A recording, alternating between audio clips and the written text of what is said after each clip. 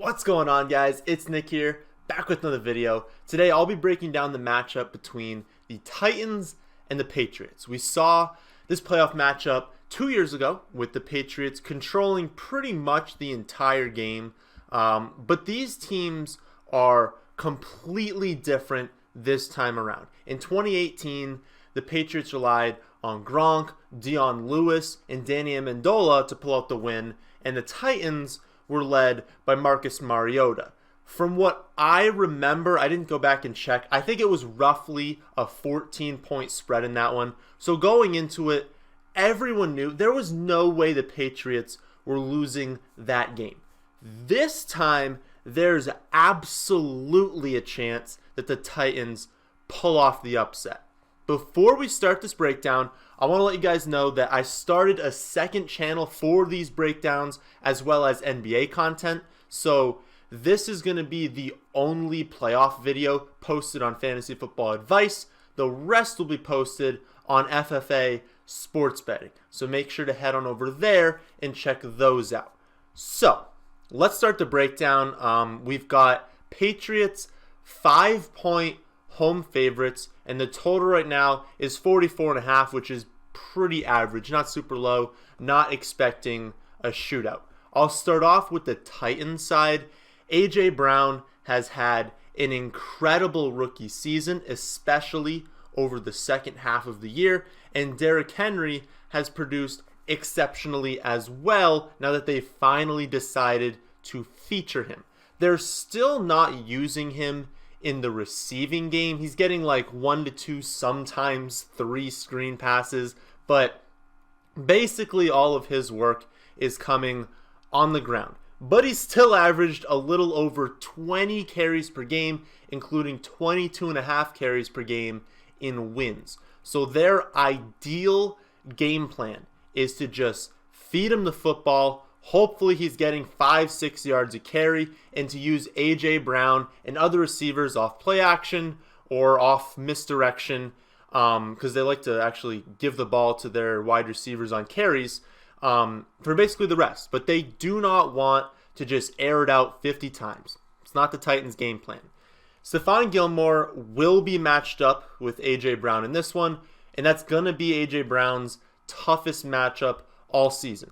Even though Gilmore has given up production recently. Remember the deep John Brown touchdown against the Bills. Remember last week Devonta Parker had a really nice game against him. So even with those, Stephon Gilmore's still been one of the best cornerbacks in the league. And if you look back at the John Brown touchdown, that was more the safety's fault than Gilmore. Gilmore still bit on the double move, and he shouldn't have. But the game plan there was to be aggressive on the double move because you have safety help over the middle. So I blame the safety more for that touchdown. And then Parker just had a really nice game. But cornerbacks are going to have down games. He is still a top 3 cornerback in the league, leading the league in interceptions, well, tied with other people, but tied for the league in interceptions. And he's 4th in the lowest passer rating when targeted. So teams still don't want to throw to him. And if he's taking away AJ Brown, then they should temper expectations, because it doesn't mean he can't win. It's just less likely than in most weeks. Corey Davis does seem to have the Patriots number. He's played him twice, and he's gone for 5 for 63 and 2 touchdowns, and then 7 for 125 and a touchdown. Obviously, AJ Brown wasn't in either of those, and he probably had more targets in those games than he can expect in this one. I believe he had 8 targets and 10 targets. But it is worth pointing out he's had really nice success against the Patriots both times he's played them. And if Gilmore is able to slow AJ Brown, they're going to need Corey Davis to step up. As for Tannehill, I don't think anyone would have believed me. At the start of the season, I said Tannehill's going to finish with PFF's top quarterback grade. None of you would have believed that. Like, honestly, none of you would have. But he did, and he posted a 22-6 touchdown to interception ratio with 70% completion percentage. He has had a phenomenal season since taking over for Marcus Mariota, and he poses a real threat for the Patriots defense. and they're going to have to game plan against them. This isn't one of the quarterbacks in the beginning of the season where they just run the zero blitz. They have no idea what they're doing. They're seeing ghosts out there. Like, this is not that situation. The name Ryan Tannehill doesn't carry as much of a threat because I guess people don't really realize how good he's been, but he's been really, really effective this season, really efficient, and he can have a really nice game against this defense. As of recording this, Adam Humphries still isn't practicing. Maybe he practices later today.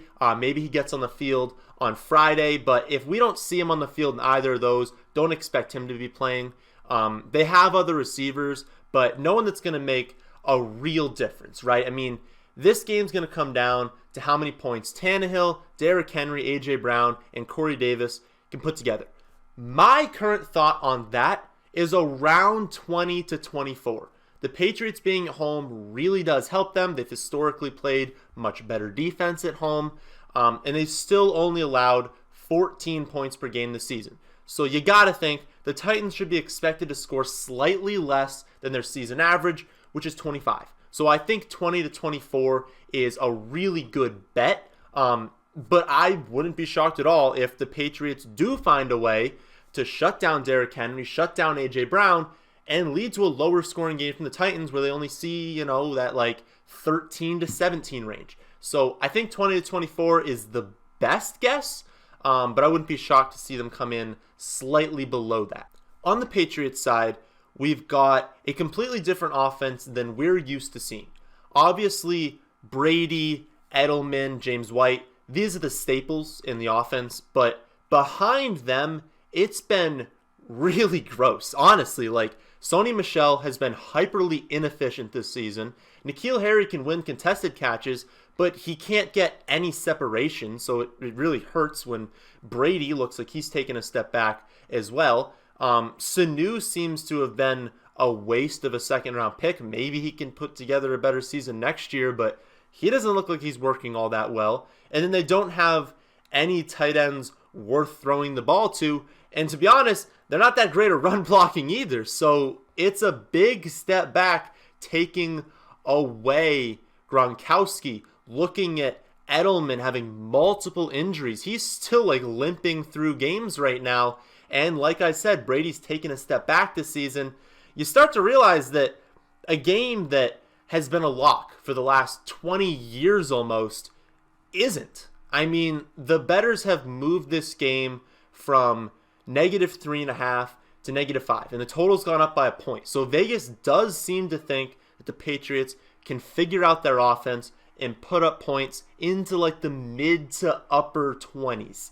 But the Titans have a really good defense, and Adoree Jackson is expected to return this week, so don't be shocked if the Patriots continue to struggle on offense. So what do I expect to happen?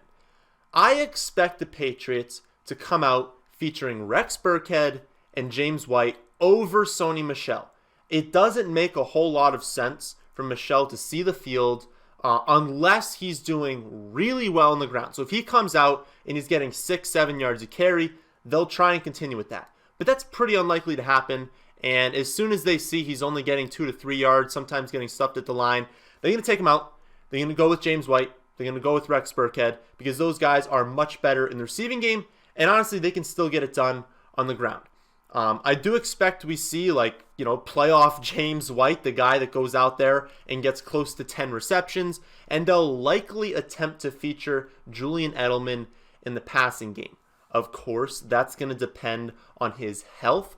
Maybe he gets a little bit more healthy with this next week, but they really could have used that bye to get him a little bit more healthy from his multiple injuries.